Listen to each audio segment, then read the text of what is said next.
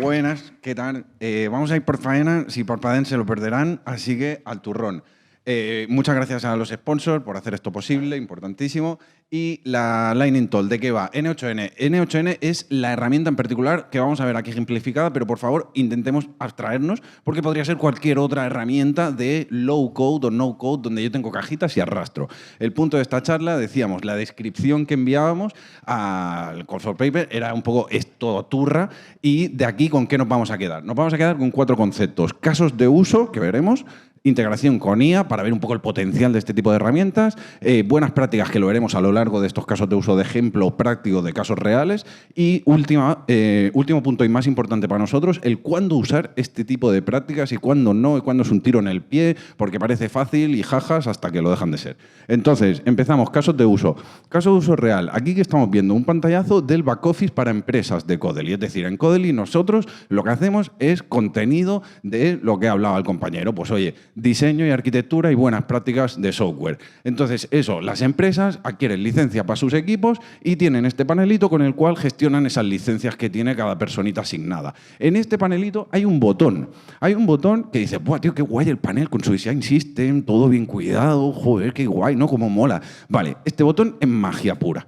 Porque este botón, en verdad, lo que está pasando por detrás, de cara al usuario, todo bien, todo fantástico, porque le da un botón, añadir licencia, y según el pago, si lo tiene por tarjeta o por transferencia bancaria, se le muestra una pantalla u otra. Si es por tarjeta, pues todo pasa a integración con Stripe, la pasarela de pago del tirón y automagia, pero si es por transferencia bancaria, tiene que hacer la transferencia, nosotros la tenemos que recibir en el banco, verificar que la hemos recibido y entonces darle esas nuevas licencias. Un proceso asíncrono, por decirlo así, al final. Entonces, ¿qué está pasando por aquí debajo? Pues que si el cliente es de transferencia bancaria y no se ha migrado aún a la integración con orden SEPA de Stripe y patatas, le sale esa pantallita de este es el número de cuenta al que tienes que hacer la transferencia. Perfecto.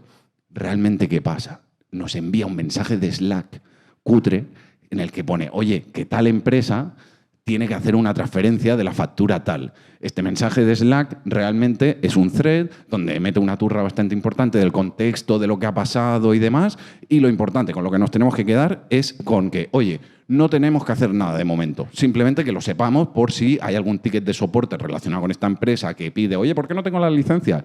Pues poder explicarle. Dentro de 2 días se publicará automáticamente un recordatorio para ir a mirar al banco si ya ha llegado la transferencia. Aquí vemos cómo a los 2 días, en base a los timestamps de los mensajes, se vuelve a publicar un mensaje de Slack y tal. Entonces, este es el caso de uso. Todo esto para que entendamos, oye, ¿qué estamos resolviendo? Así que ahora ya, N8N. La magia es este workflow. Entonces, vamos a ir paso por paso. Haya paz, vamos a ir pasito por pasito entendiendo qué está pasando porque es súper sencillo. Al final partimos de la base de que sabemos programa, con lo cual esto no tiene misterio ninguno.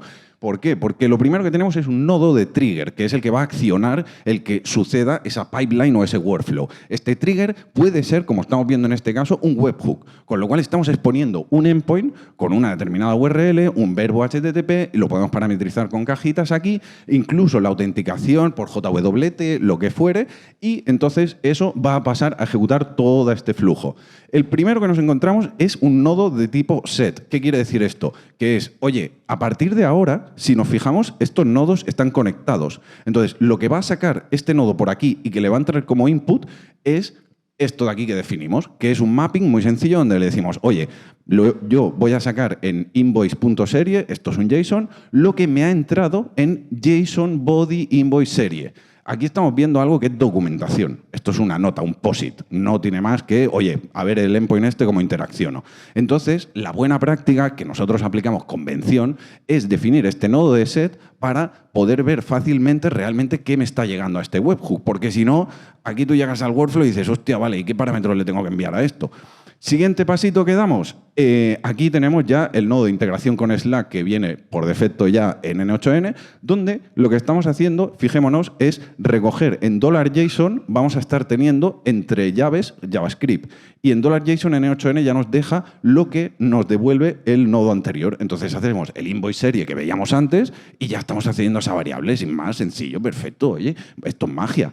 ahora tenemos el siguiente nodo que hacemos más de lo mismo, no me repito. Hacemos el JSON.message_timestamp, que es lo que devuelve el nodo de Slack, para hacer un repli a ese thread, que era lo que veíamos. ¿Por qué? Porque no queremos hacer un flood en el canal de Slack de todo el contexto y la turra que decíamos. En mensaje rápido en Slack, que quieres detalle, te vas al thread. Entonces, para eso, pues tenemos que hacer el repli. Y aquí lo que sí que pasa interesante, buena práctica, que vemos qué beneficio tiene, es que estamos teniendo que hacer referencia otra vez al invoice serie.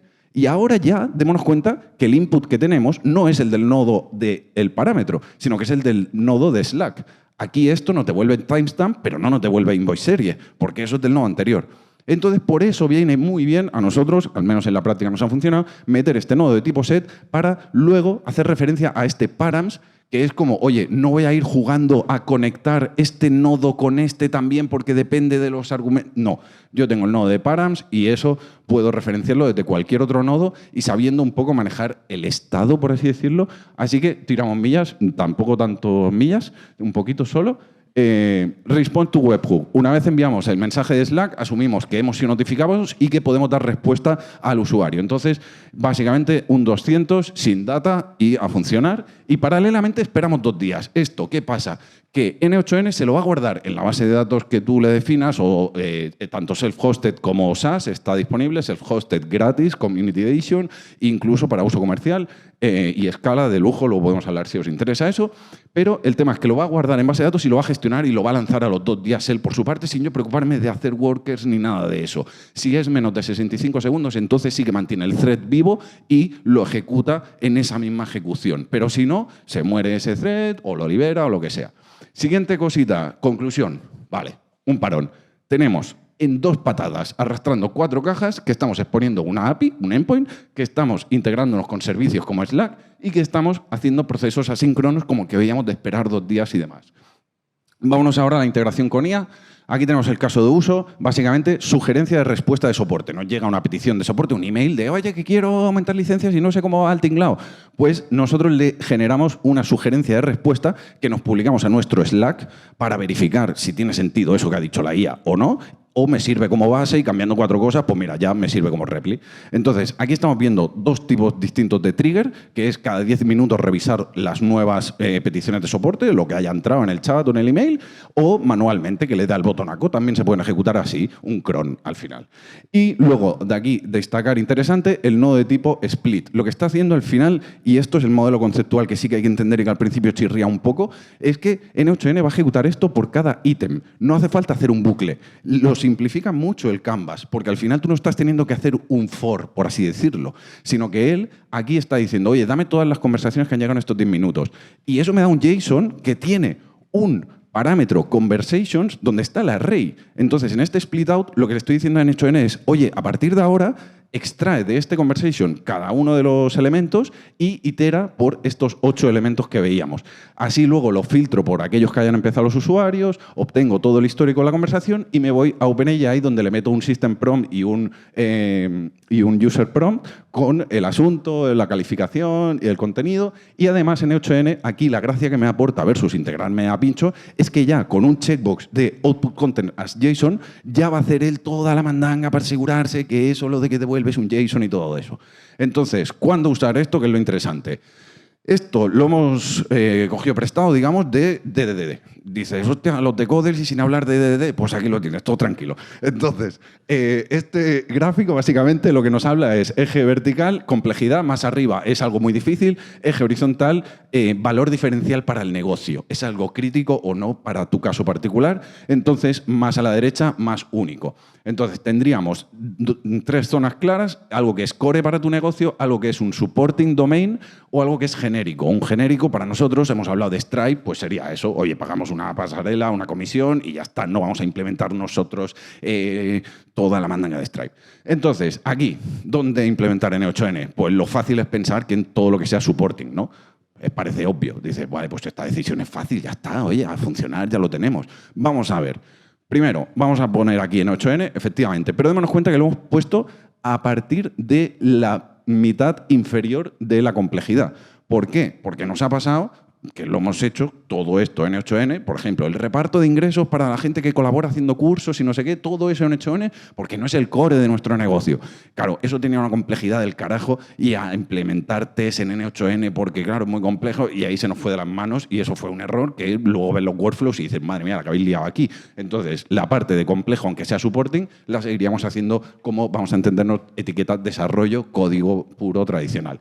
Luego, la parte core, pues lo que sea complejo de, pero aquí también entraría N8N. En la parte core, que no es suficientemente compleja, muchas veces nos va a interesar, por ejemplo, el weight ese que veíamos antes.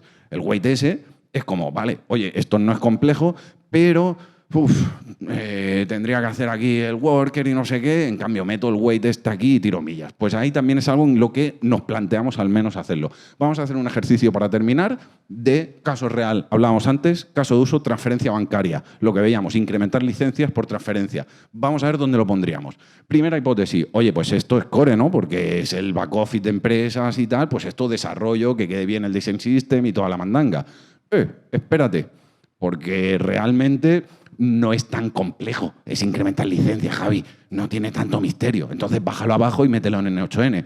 Ey, pero no hemos dicho que nosotros en verdad lo que nos dedicamos es hacer contenido para que la gente mejore habilidades de tal. Eso no es core, entonces. Eso está en supporting, realmente. Entonces, nos vamos a supporting y está en una zona gris entre complejo y tal. Javi, que oye, que no es complejo, que esto N8N, tiramillas y ya está, porque es algo fácil, ya está, ya lo tendríamos, ¿no? Pero no, porque la gente lo hace desde el back office. Entonces, al final, vuelta a ese modelo, a ese punto mixto entre algo que está, lo hemos visto, como convive parte de la feature en desarrollo y parte de la feature en N8N. Y podemos hablar de muchas otras cosas más, como procesado con colas, entornos de desarrollo y producción, testing, self-hosting, buenas prácticas. Si os interesa, aquí tenéis un formulario, una URL, que os podéis apuntar y os enviaremos un email cuando publiquemos más contenido de este tipo de cosas. Link de afiliado que es gratis y os lleva en N8N y a nosotros nos hace un favor. Y a las 4 en la sala 1.4 estaremos haciendo un directo de la Software Crafter entrevistando a gente. Me voy a tirar a la piscina y seguro que voy a hacer una tontería, pero todo el tema de este N8N, ¿cómo lo testeáis? Claro, aquí está lo que hablábamos en la slide esta de aquí, del rollo, si es algo que es complejo y que requiere test, se puede hacer fácilmente. ¿Por qué? Porque al final es encapsular el caso de uso, la lógica, en un workflow que tenga una entrada y una salida pura, por así decirlo, igual que encapsulas cuando estás haciendo testing unitario. Y entonces eso lo encapsulas en un workflow y tú, desde otro workflow principal, vamos a decirle, puedes llamar a un subworkflow. Entonces es arrange, act, assert. Porque yo te pongo el escenario de los datos de entrada que quiero modelar para ver qué pasa, ejecuto ese subworkflow y con la salida hago un compare dataset, que es un tipo de nodo, que me compara el expected con el actual y entonces tengo una salida. Eso lo llegamos a poner incluso que se ejecutara, no tienes un trigger de cada vez que se ejecute cada vez que se edite un workflow.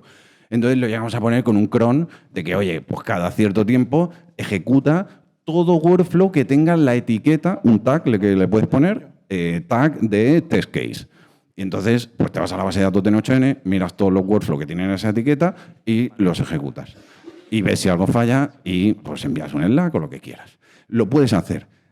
En el momento en que lo hagas, a nosotros ha sido el momento de decir, uy, a lo mejor esto no toca aquí y es más fácil en verdad en código. Pero se puede llegar a hacer, sí.